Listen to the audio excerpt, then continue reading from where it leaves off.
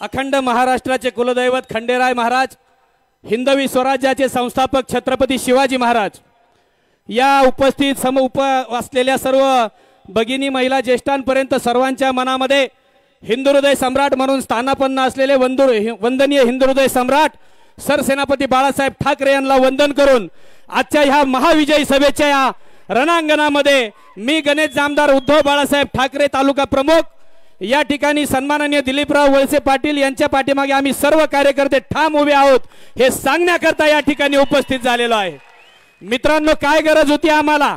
यावेळचा प्रश्न जरा वेगळा होता। एखाद्या बापाची लेक आपली भूमिका कळकळीने एवढ्या लोकांसमोर मांडते, याच्यातच सर्व विजय दडलेला आहे। कुणीही या ठिकाणी सांगायचं नाही काय चुकलं होतं सन्माननीय दिलीपरावजी वळसे पाटलांचं। त्यांना सगळ्यांनी या ठिकाणी गद्दार गद्दार गद्दार म्हणून साहेबांना फसवलं या ठिकाणी सांगण्यात आलं। मला सांगा, साहेबांची राजकीय सभ्यता बघून आम्ही या ठिकाणी व्यासपीठावर आलोय। आजपर्यंत सन्माननीय देशाचे नेते शरदचंद्रजी पवार साहेबांच्या विरोधामध्ये नामदार पाटील साहेबांनी या ठिकाणी एकही अपशब्द काढला नाही।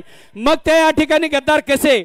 या उलट ज्यांच्या करंगळीला धरून या ठिकाणी आपल्या तालुक्यामध्ये माणूस मोठा झाला, 1 2 3 पदावर या ठिकाणी आपली खुर्ची या ठिकाणी पाळून राहिला, साहेबांनी देखील आपल्या कुटुंबापेक्षा काकणबन प्रेम त्या माणसावर जास्त केलं। असा माणसाने कमरेवर बसायचं, हाताला धरून चालायचं ते दिलं सोडून खांद्यावर बसून कानात वल्ल करायचं काम ह्या नालायकांनी केलेलं आहे।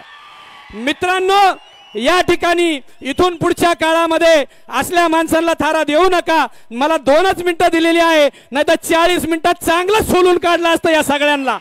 परंतु एकच आहे, या ठिकाणी माझ्या बरोबर आमचे रामशेठ गावडे, किरणराव देशमुख, प्रकाशराव गायकवाड, त्याचप्रमाणे आमचे या मराठा समाजाचे उमेदवार सतीशदादा पाचंगे हे देखील या ठिकाणी सर्वजण नामदार दिलीप पाटील यांना पाठिंबा देण्याकरता या ठिकाणी उपस्थित झालेले आहे।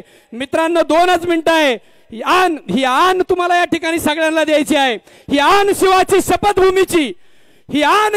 शपथभूमीची टिकाऊ मराठी बाणा तुमच्या आमच्या लेकरांचं भविष्य करण्याकरता, आपल्या तालुक्यातील पाणी आपल्याच या ठिकाणी थांबवण्याकरता आणि आपल्या सगळ्यांचं भविष्य उज्ज्वल आणि सुजलाम सुफलाम करण्याकरता पुन्हा एकदा दिलीप पाटलांना निवडून आणा, पुन्हा एकदा दिलीप पाटलांना निवडून आणा।